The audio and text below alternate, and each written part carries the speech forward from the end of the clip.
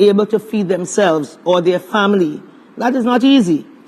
The government's cruel incompetence resulting in the bundling of food card distribution. Many families whom these cards were supposed to assist did not receive it on time for Christmas. Or if they did, it just bounced. That probably is a first in Trinidad and Tobago, where a card that should have been already loaded, a preloaded card with some cash, bounced at the point of purchase. MPs were told to return the cards for replacement up to Christmas Eve, as a result of which the leader of the opposition mandated that we go out and assist as many people as we could. I know that the honourable political leader herself was out on the field. Deputy political leader and MP Dr. Rudal Moodilal was outside. MP Michelle Benjamin, and many others. I myself, with Senator David Nakid, went into the communities of Tunapuna and St. Joseph actually on Christmas morning with toys and hampers. And what I found to be remarkable was just about everywhere the overwhelming need, but also the huge pile-up of garbage everywhere. Along the priority bus route that is at St. Joseph there, along the Beetham Highway, all about, just garbage. Las Alturas, huge bins of garbage. Up at Mount Dore, huge bins of garbage, where the government did not think or think in advance or believe that people deserve to live with order. They didn't deserve any dignity. As one woman told me over Christmas, I didn't know her, she just bounced up on me. She said, you know, you all are going to win the next election. Rowley don't care about poor people. I am not going to vote for him. And how do you intend to get a handle on crime when the space in which thousands of our citizens are forced to exist remain disorganized, filthy, garbage overflowing everywhere? As the Prime Minister of Singapore, the former Prime Minister, Mr. Lee Kuan Yew once said, anything cannot go. There must be order. And there is where you start. Solving crime will not come from the sky. It wouldn't come, you know, we have this thing that we like this personality solution. You know, so we are looking for Rambo. You remember Rambo with the drew first blood. But that is not what is going to solve it. In his third budget, Mr. Embed said, and I quote, Madam Speaker, addressing crime and criminality will continue to be our #1 priority for this country, given its implications for the quality of life of our citizens and for the safety and security of persons wishing to visit, to do business here. The current state of crime in Trinidad and Tobago also has a deleterious effect on foreign and local investment and business activity. It affects our economy and is an issue that comes to the fore in discussions with the business sector and the general population, end quote. It is not often, if ever, I agree with the Minister of Finance, but I agree with him here. But as usual, these were just empty words signifying nothing. Because with the many threats facing us, there is none as egregious as the state of crime and criminality in our country today. As of today's date, approximately 567 of our nationals, just for this year, they will not live to see the end of 2023 because they have been murdered. They didn't die of natural causes. Amongst them are little children, teenagers slaughtered mercilessly, sometimes in their beds asleep. I reference and remember 6-year-old Kylie Maloney, who was fatally shot at 2:30 a.m. in her bed in Grandy, where all little girls should be at 2:30 a.m. But Christmas of December 2022 was her last one. Christmas 2022 was also the last one for Andre Singh, 16, his cousin Jamal Hakshaw, 19, and their cousin Kiran Madhu, 16. All lived at Boys Lane in Darby, all gunned down at 4:50 in the morning on the 23rd of January of this year. 8-year-old Noel Thomas, he almost made it to Christmas. 8 years with his mother, 40-year-old mother, slaughtered, throat slit in their bed, stabbed in their neck. Yesterday's newspapers, it was reported that Constable Sidney Roberts, who was going to be charged for the murder of Simeon Leslie, 33, and Sanaya Leslie, 35, they were shot in the compound of Courts Mega Store. Her daughter on Christmas morning, 3-year-old daughter, will have to be hugged by strangers, and there will be a void which forever she'll be left with. And Miss Anissa Mohammed had 4 empty chairs at her Christmas table this year, as 4 of her teenage children, all asleep in their bed. Faith Peterkin, 10. Ariana Peterkin, 14. Shane Peterkin, 17. And Tiffany Peterkin, 19. Were all murdered in their sleep this year. The media reached out to their mother. She had said at that time, they killed my children for nothing. They killed my children for nothing. The words of the mother when her 4 children were murdered in their sleep. And when they asked her at Christmas time this year, she said, I'm seeing Christmas things all over. And people are happy and smiling. But I can't join in that, really. Christmas is the last thing on my mind. The world might have moved on. And this is still a deep pain for me. So it's work, home, sleep, repeat. I'm not studying Christmas, really. How can we? Mohammed asked. And you see, Trinidad and Tobago, ladies and gentlemen, many times we move on. After today's headlines, even today's headlines, we will move on. But we leave all of these traumas. People leave. They have to live with the trauma of this overwhelming act that had occurred in their life. This seismic shift in how they live. And when we as opposition speak of these things, the government spokespeople Ghibli tell us, well, it could have been, it's worse in Haiti.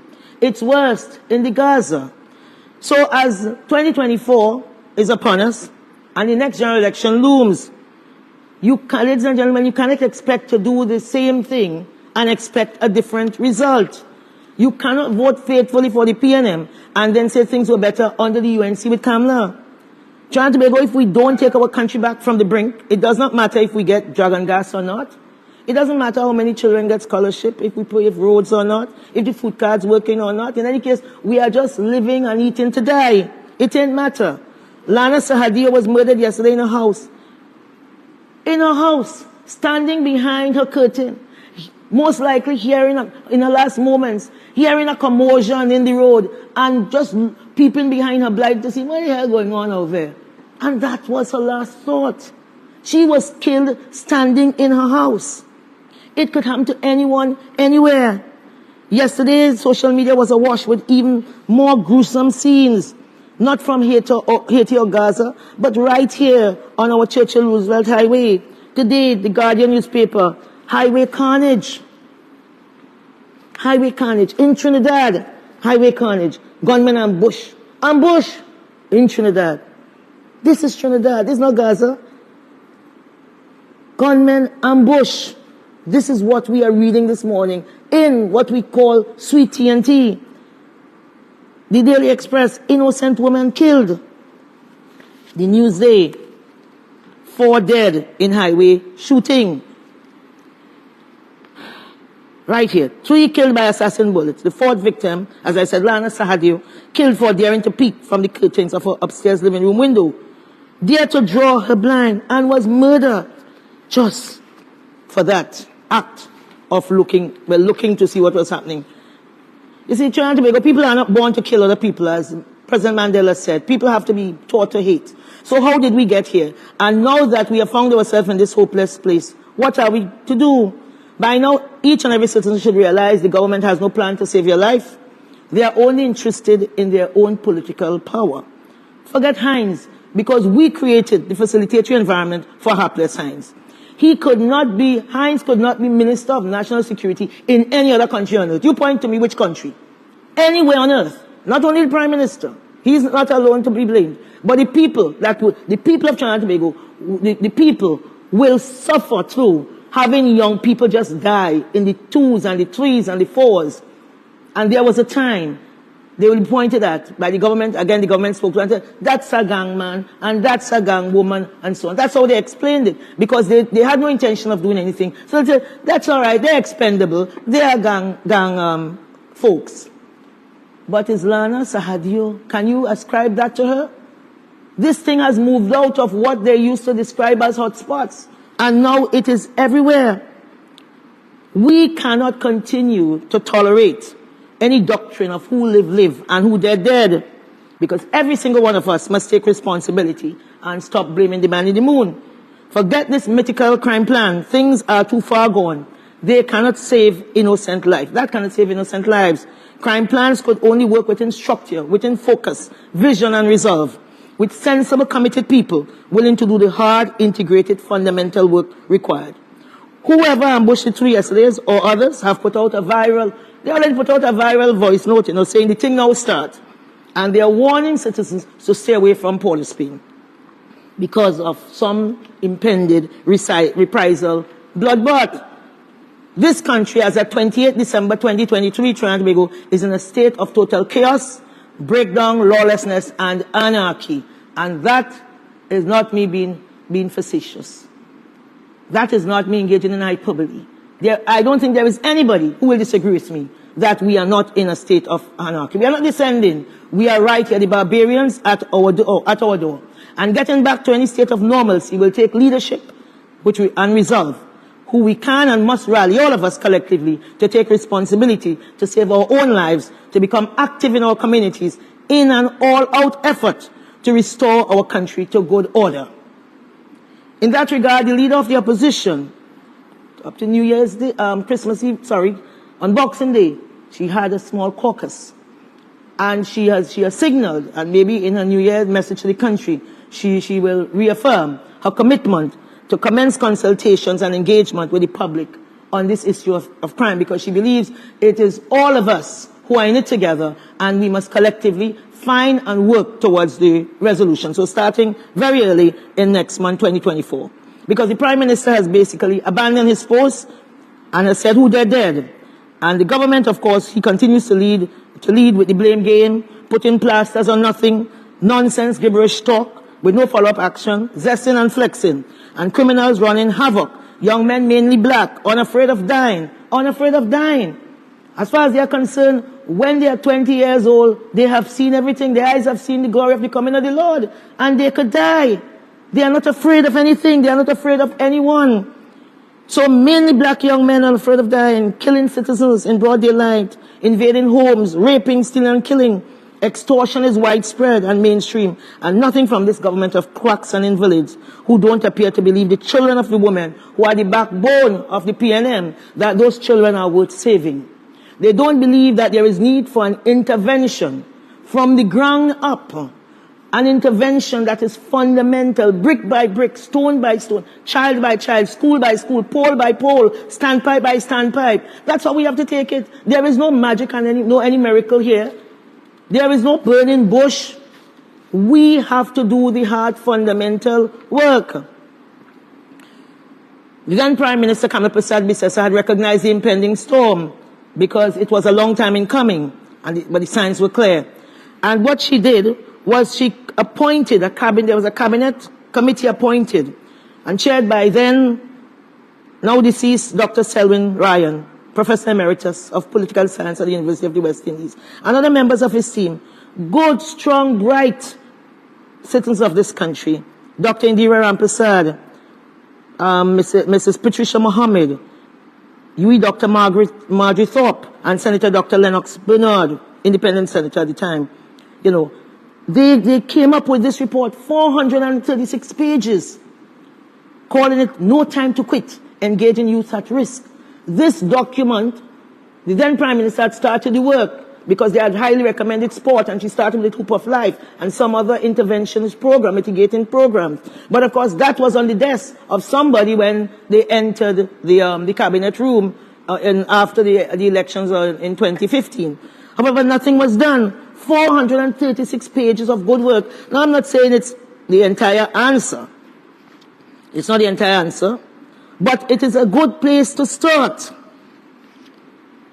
It is a good starting point because it highlights and prescribes solutions based on social, people-centered, family, community issues, which forms the basis of the answers we seek. Contrary to some opinion, this is not about personality politics. Finding a Rambo. When you push killings is as easy as breathing. That's a famous line from Rambo. I looked at all the Rambos, and I like that because his name was John Rambo. So I have affinity to him, But we have been spoiled and seduced into believing that the solution is a single story or an individual. It is not. It is about every single citizen being mobilized and motivated to be responsible and accountable, and to love their neighbor more than they love themselves. It will take a village. You see, many of the programs, mitigation programs, were shut down over the last 9 years. And there was no thinking about what if and what will be the fallout.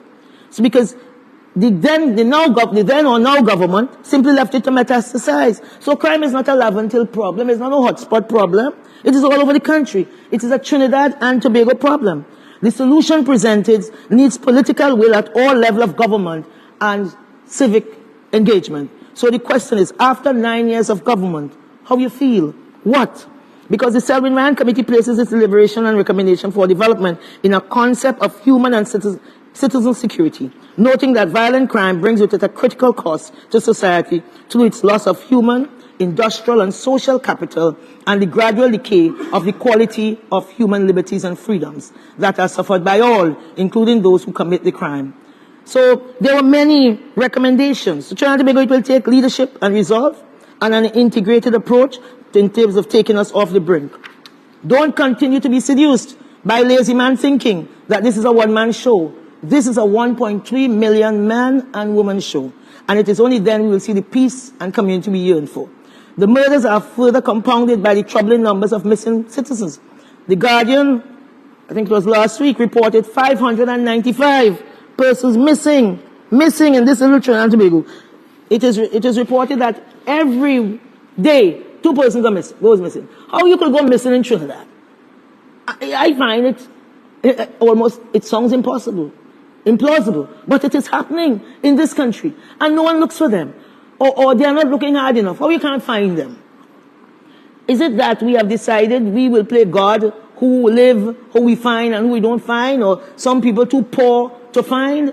What is it? I find it's a very vexing question. How have we allowed 595? And that is what have been reported. Those are what have been reported. Because, you know, I know of one particular case of these people disappearing into thin air. A young girl by the name of Sade Emmanuel, 20 years old, left home 5 years ago and never returned. And the father and mother, they've been up and down. One day they asked me to come and walk with them in Mamaral, in their community of Mamaral. And I did. I walked in the rain, hoping that we'll catch the government eye, because at that time they would have found some piece of clothing. The father would have recognized it as identified the piece of fabric as the skirt the daughter was wearing the day she vanished. And at that time, 4 years ago, they were begging and pleading for forensics. After 4 years, this government will not even give them closure. Mrs. Emmanuel has said, last year she gave an interview with the media, she said, she has accepted that her daughter is no longer alive. She said, I know Sade is not alive. It has been too long, and if my child was alive, she would have contacted me a long time ago. She used to call me for everything. Think about that, again, that trauma. We have so many wounded people walking around. She said all she needed now was to lay her child to rest. But more egregious is that someone, because the family cannot get the blood samples, there's no definitive results, or they're waiting on the results of the blood samples.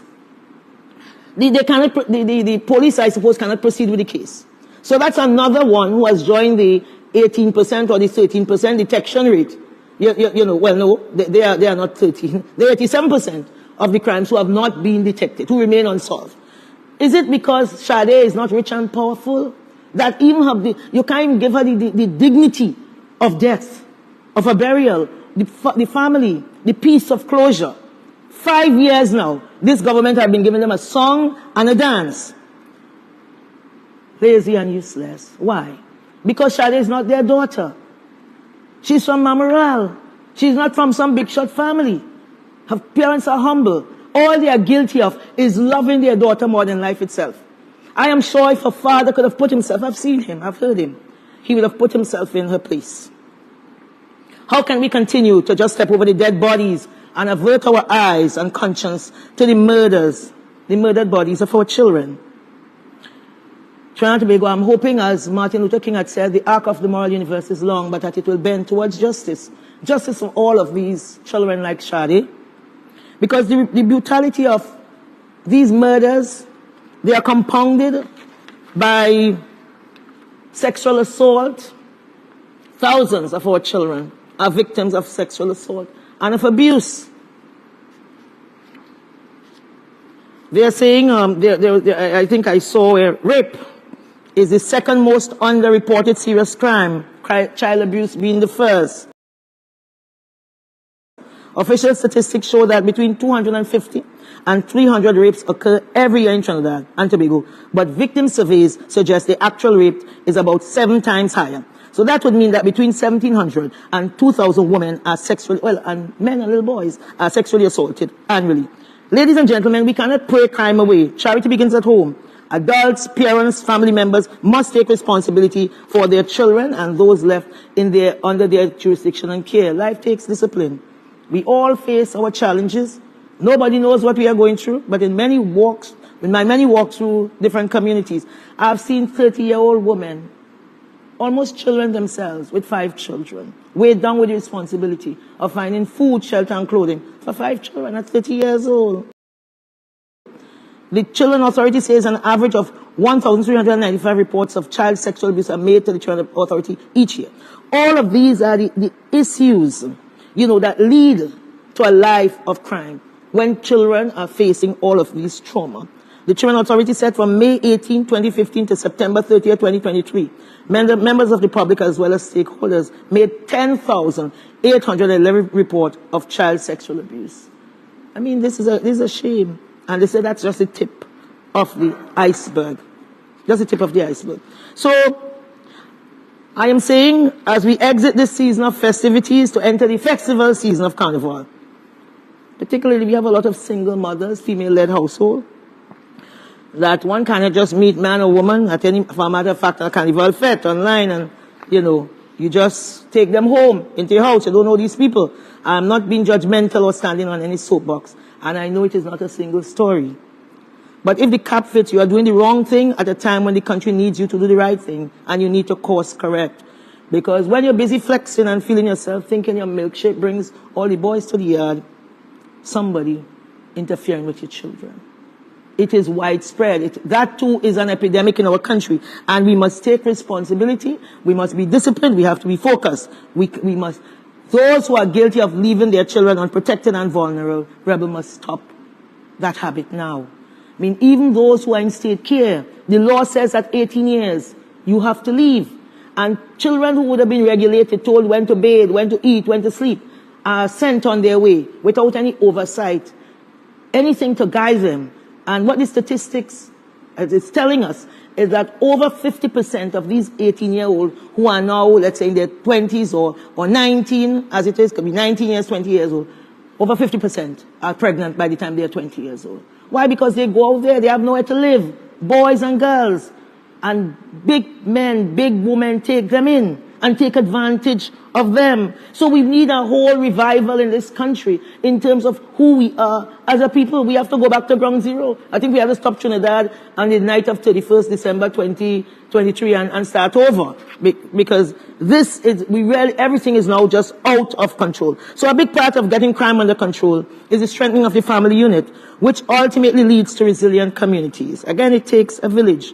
Our citizens have been so frustrated with crime epidemic, they are calling on the police to bring more relief. What I've been hearing lately makes a lot more sense, because I think we are coming around to realizing that the police alone cannot deal with crime. They certainly need to do way better than the stats recently disclosed by the Minister of National Security, where the detection and solve rates for the period September 2022 to September 23 stand at just 18%. This means 82% of the crime goes undetected.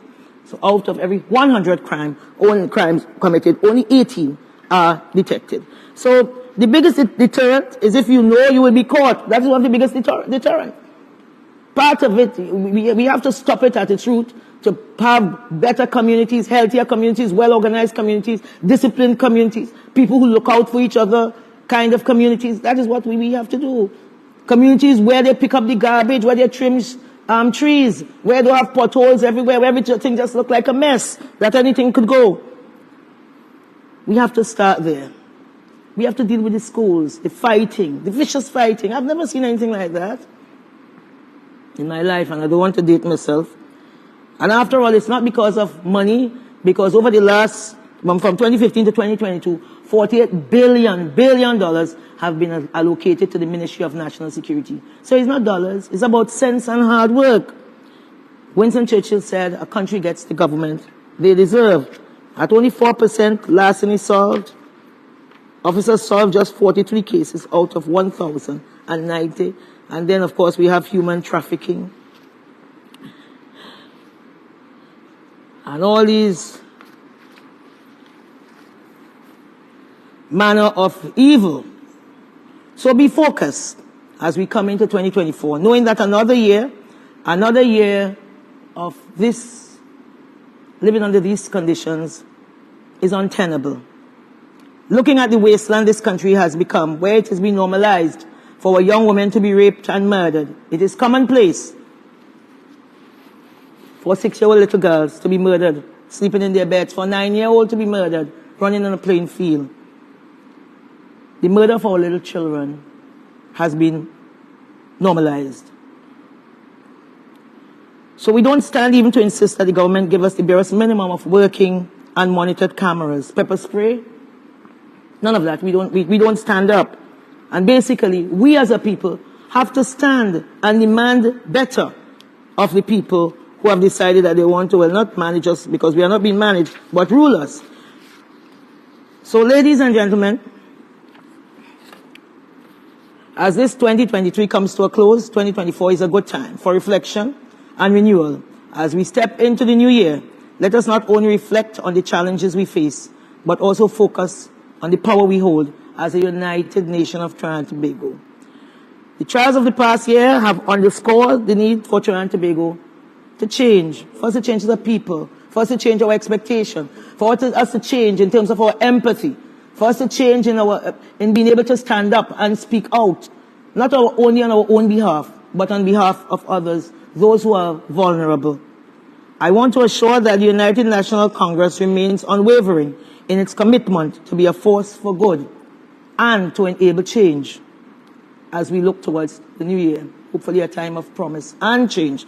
So peace, love, safety for 2024. I thank you.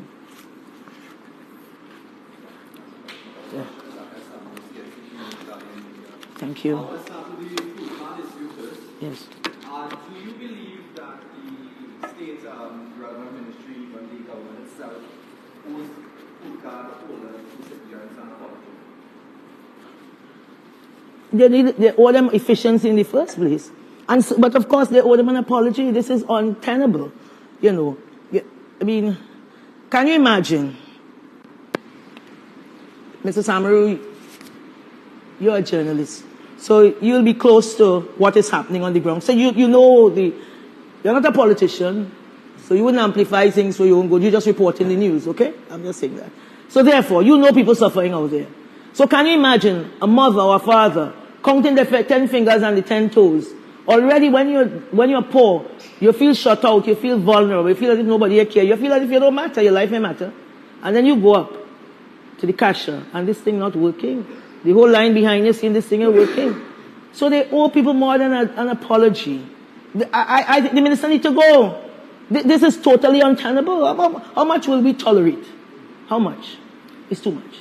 What about in terms of compensation? Well, what is compensation? All people ask for is that the card work, you know. Financial compensation. For the people? Yeah, do you think it calls for that? No, I think they just need a card that works. If you say $550 on the card, just give me a card that works. What is so hard about that? And it's not only the Ministry of Social Development, they also involved is our premier bank, First Citizens Bank. They all should be ashamed. They all should be ashamed because these are fat cats, you know, drawing big salaries and getting big bonuses. And they don't care that somebody get $550 that could save a life. You spoke about the brazen shooting yesterday along the Churchill-Roosevelt Highway. Yes. That again brings up the topic of when are you all going to have these proposed anti-crime talks between the opposition and the government? We're getting a lot of back and forth. We heard the Prime Minister said he's already named his team. He has already said he's not coming. So what's the next move? I mean, how long are we going to talk about it before we actually No, the leader of the opposition has signaled that she will be out early in the new year engaging with the population. Not with the population, but with the government. I'm not talking about the talks with the population. No, well, she's gone past the government. The government not serious. The government can't be serious. The point is, talk wouldn't solve crime. at the end of the day, the Constitution gives the opposition no power. You know, we have no power. All we can do is to say these are our plans. And basically, you would have heard me talk about this document that the Honorable Leader Kamala would have, at her time as Prime Minister, would have commissioned, right? Because she believes we have to take it from the ground up. It's not only, then again, Dr. Rowley would have signaled, he only interested in legislation. So what he's looking to do is probably to engage the opposition in terms of, will you support me in this piece of legislation? We are of the opinion that they've been there, they have done that. That ain't working. Because you can't just lock up people and throw the keys away and have them in jail for 10 years without even trial. Because then again, because there's a jam session inside of there, even that isn't working. So, you know, it's every element, every step along the way, nothing works. So we have to unravel this entire system. So is that it then? Is that it? No crime talks between government and opposition? No, the leader of the opposition said she's open, but she wants to meet with the leader of the country. What is she going to meet with that intermediary to talk about? But that Mr. Dr. Rowley at this point in time must show that he's serious. How much people have to die? Okay, so they used to die by 1, they're dying by 2, now they're dying by 4. Is it that multiplication? They go die by 8 and then die by 16 and then the government go say, we have a problem? Houston, we have a problem? What are they waiting on? We have a problem. And any serious Prime Minister, good, bad, or indifferent, would have found themselves with us. Well, and it's even about swallowing your pride is your responsibility to the people. You owe us that. You mentioned UNC taking the talks to the ground from January next year. Yes. You also mentioned that lots of crimes are being perpetrated by young men of African descent and how the government has failed them. Does the UNC have its intervention plan for that particular demographic? Will they be a part, and will those communities be a part of those crime talks in 2024? Well, listen, you don't treat people, well, okay, let us say you don't treat people as a particular project in that sense. You have to be fair to the entire country. And certainly, when you create jobs, when you create 150 jobs, or over a 5-year period, you build 8,000 houses, who you think are the beneficiary? Right? It's everybody, particularly the population that is vulnerable. That population is not only the houses, the end result, but the work created, the jobs created.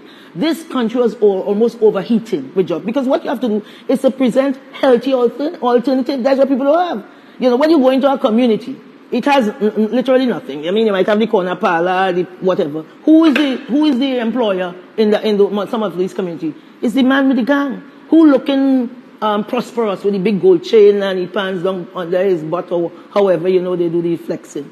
That's the guy. So the young people are impressionable. They're looking for something. They need something. They need to work. They need to eat. They need to help their family. That is what is obvious. But if you give them healthy alternatives, many people will turn to that. They will grab it. When I campaigned up in La Hokita, I was shocked at the number of young men who gravitated towards agriculture. I was amazed. And they themselves were saying, imagine I getting up early, 6 o'clock in the morning, I'm here watering plants, tending. They were excited every day to see how far the plant got to. Then to reap and to go to the market in Grandy and sell their whatever they produce. You know, and you build on these things. There are many interventions. You don't have to start from going crime all over the world. And there are many successful measures that have worked all over the world. And we were doing a lot of good things. Number one is education as the way out of poverty. I'm from Charlottesville, Tobago, proudly.